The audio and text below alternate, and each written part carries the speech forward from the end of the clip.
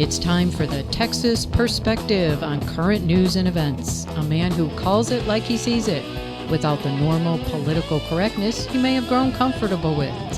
This show is not for the faint of heart or easily offended. Chances are you will learn something and along the way get to hear some great music from bands you may have missed. The doctor is in, and he will see you now. Well, I guess we better get on with it.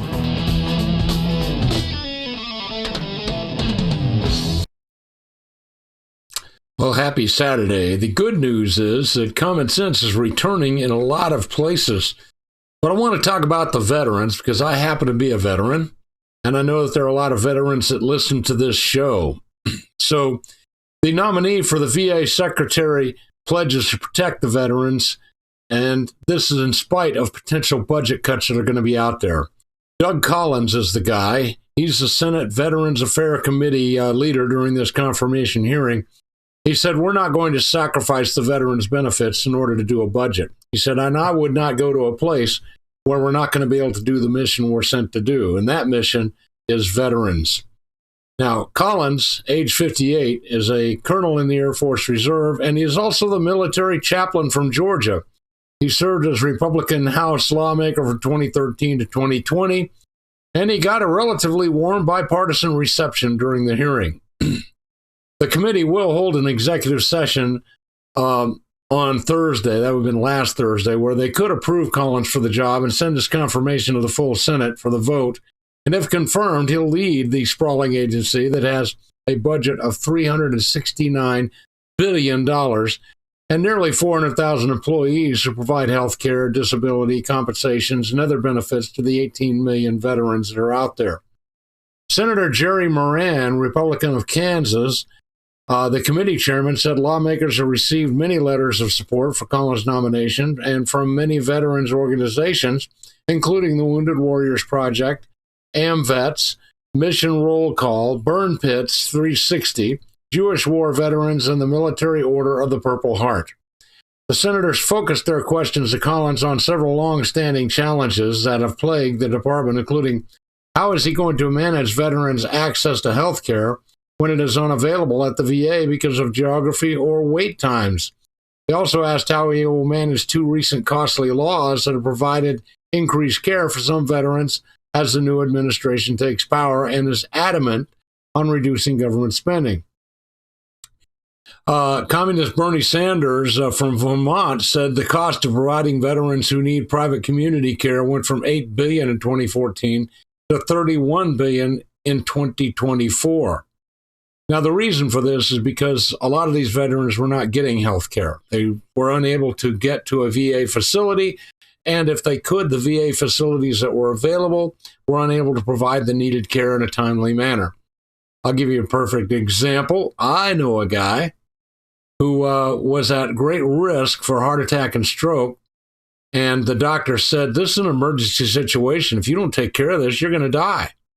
So he went to the VA and explained to them that it was an emergency situation. And of course, this situation had already been going on for 2 years, and that guy had already had a heart attack and a stroke. So the VA said, well, since it's an emergency, we're going to get you in to see the right guy. How's 90 days from now? And you'll have to drive to another state. Well, this is the Community Care Act in operation. The closest doctor they could get in to see in less than 6 months was out of state, and he was booked out for 90 days. That's an emergency situation. God knows what it would have been if it wasn't an emergency. But the point is, community care is helping American veterans, and it has helped me. It's a situation where we have to provide care for these guys, and if the VA can't do it, if they don't have the docs, we got to go to some place that does have the docs, and yes, the VA should pay for it. Because when you sign that contract and you sign on that dotted line, you are pledging your life to the last drop to supporting the American government, to protecting the American people, to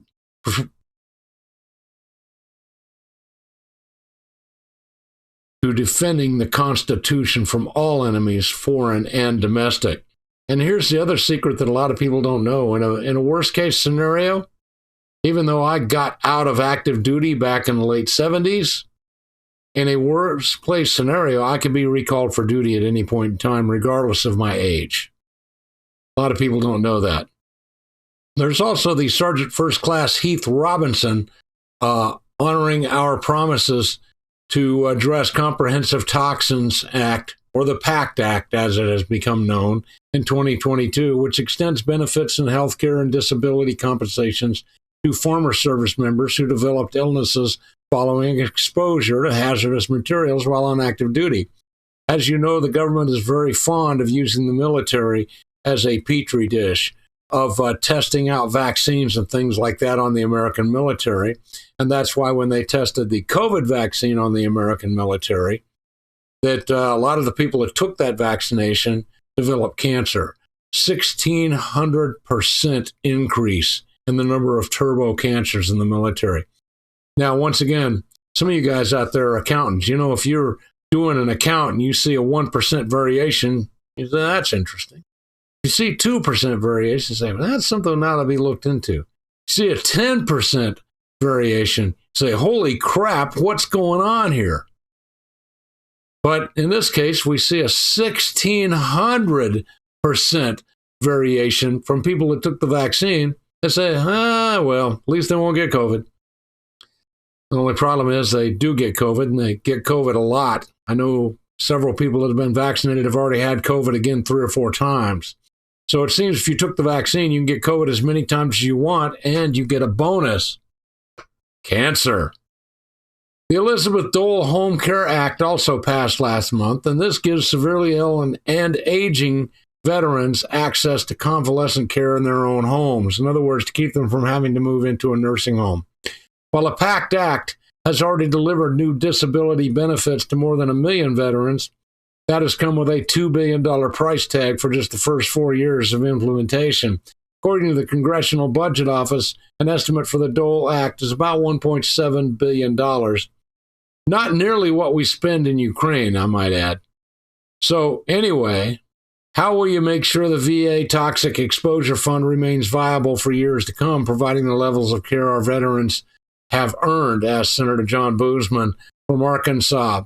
Collins replied, the biggest thing we've got to do is actually look at what has passed here. We are at the VA making sure that we're getting good information and doing what the intent of the law was so that they can continue to get those benefits.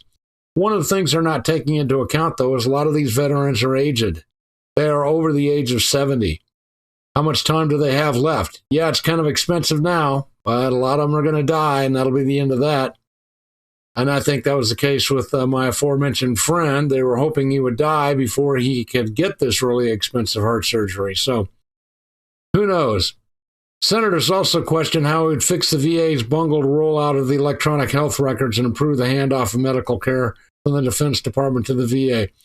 This has been a real problem because so far it's worked well for the Chinese. They've got access to all these American military records, but most American veterans don't have access to their own records. The implementation of the Electronic Health Record Act, while bipartisan, is a multi-administration disaster, according to Senator Tom Tillis, Republican North Carolina. So he asked, do I have your commitment to go through the program to quickly get it moving again and get an integrated health chart that can also integrate with the Department of Defense so that we can finally have a seamless transition from active duty to reserve duty to veteran status and provide premium care at the VA? And Mr. Collins said yes, Colonel Collins, I should say, said yes, Senator Tillis, and the reason is what you just said about seamless care. It's safety and security, and that's a big issue for my veterans. When the service members can move quickly into the VA system, it will speed up access to the disability benefits and life-saving mental health care when there's a risk of suicide. And right now, on average, we're still losing 22 veterans a day to suicide. It's a big deal. Anyway, he said the transition leaving the regular service and going into a veteran status should feel like a warm hug. Senator Richard Blumenthal, the guy who lied and said he did combat in Vietnam when in fact he never left the States, questioned Collins on a brand new initiative from the Trump administration to freeze hiring in the federal government and to return all employees to in-person work, meaning they have to actually show up for work now. Collins said he's still looking at those changes and how it will affect the workforce. That's not reassuring to me, said Blumenthal. I mean, I know these government employees would never lie. They would never tell you that they were working when they weren't working. Just like I would never tell you I was a combat veteran when, in fact, I had never left the States. Anyway, sorry, couldn't help it. They're filling their ranks where there are more openings right now. See the explicit language of the memorandum, though. It seems to include them in the hiring freeze. The only major sticking point that Collins faced with Democrats came in questioning on women's access to abortions, because Democrats never met a baby they didn't want to kill. So Senator Patty Murray and Mazie Hirono of Hawaii, and Mazie Hirono is one of the stupidest people I have ever seen in my life, questioned him on whether he would preserve access to kill babies, especially in instances of rape and incest, to protect the life of the mother. The reason they added to protect the life of the mother on there is because the first two things almost never happen. It's extremely rare. So, but protecting the life of the mother is kind of like using the phrase climate change. It can mean anything you want it to mean based on what you're trying to achieve. But Collins said, we'll be looking at that issue when I get in there to confirm that the VA is actually following the law. Well, I got to tell you, for the most part, the people that I know in the Veterans Administration are good, hardworking folks. But I also got to tell you, they have a healthy selection of DEI hires. These are people that normally would not be able to get jobs because of their piercings or their tattoos or their sexual preferences, but they're all working at the VA. Sometimes I have to look at these people and question, who put these people in here? Just saying. Moving along, now this. Hey, Beaumont, Texas, I want you to advertise right here on the Doc Green Show. The year is just beginning. We know it's going to be a great year, and we want to make sure that you're part of it. So get in on the ground floor, because right now, rates are really cheap. There's no doubt that they will go up as time goes on, and we'd like to have you as one of their founding members, so to speak. So call me, 281-914-1331, 281-914-1331, and let's work out a price that fits your budget.